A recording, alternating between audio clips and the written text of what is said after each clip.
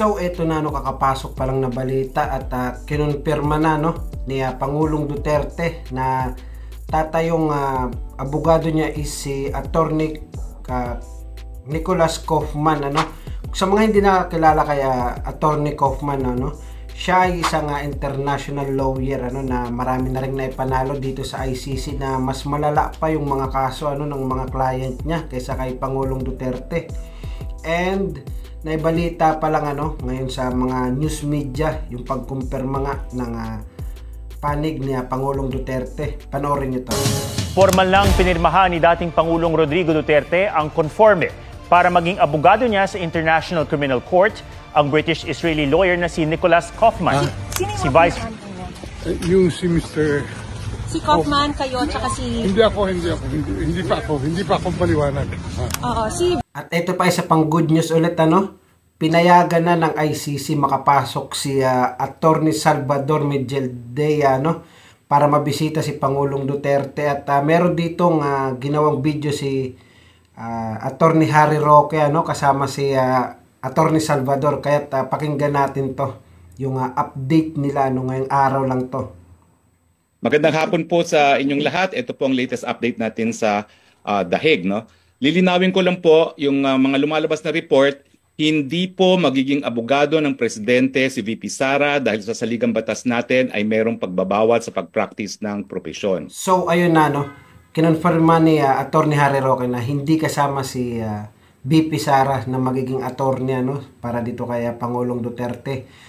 And ang lalabas ditong magiging legal counsel ni Pangulong Duterte is si Nicholas Kaufman which is yung British Israeli international lawyer ano.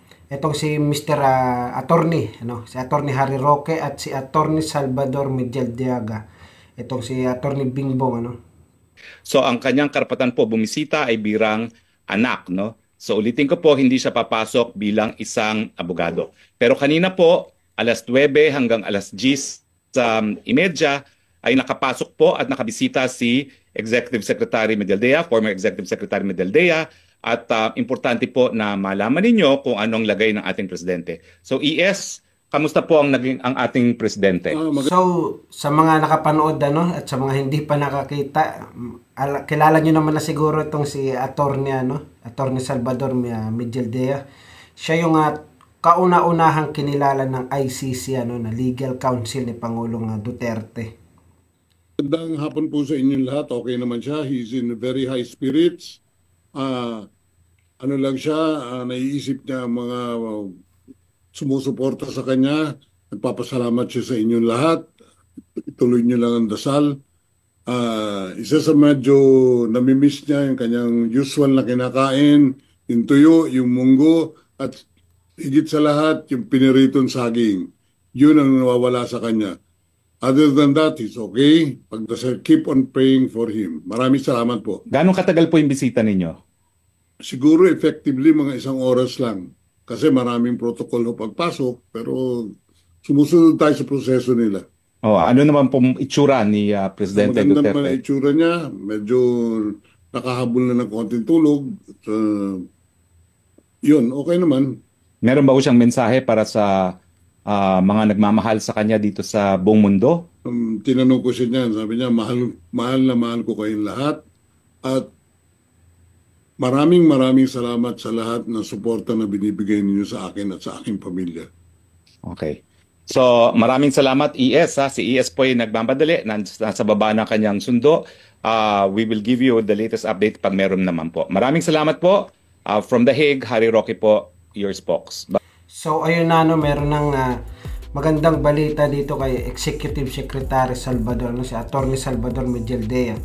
And nakapasok na pala siya no, dito sa ICC sa The Hague para mabisita si Pangulong Duterte which is yung una kasi hindi siya pinayagan ano, pinayagan lang si VP Sara para mabisita siya sa loob at mabigyan ng mga pangangailangan niya, mga pagkain. And yun pa rin ano yung hinihingi ng dating Pangulong Duterte, yung mga pagkaing probinsya gaya ng tuyo ano. Yun yung gustong-gusto niyang kainin talaga. Syempre Netherlands yan, iba yung pagkain yan. Ano ng ibang lahi yan ano, pagkain ng ibang lahi yan. Syempre tayo sanay naman tayo sa kahit anong pagkain, talagang yung nakasanayan lang natin is yung mas masarap na mga pagkain, yung mga simple kung iisipin natin. At eto na nga meron ng mga nangyayari konti-konti nang nabubuo yung mga pinagtagpi-tagping polygraph kung sa kung sa palabas pa konti-konti nang nagsama-sama yung mga ebidensya, yung mga plano ay natutupad na at syempre may babalik natin sa Pilipinas si Pangulong Duterte. At yun lang tutok lang tayo dito sa mga update tungkol dito kay Pangulong Duterte at mag-subscribe din kayo kasi nag-upload din ako dito ng mga latest news about kay Pangulong Duterte. Tayo lang, salamat.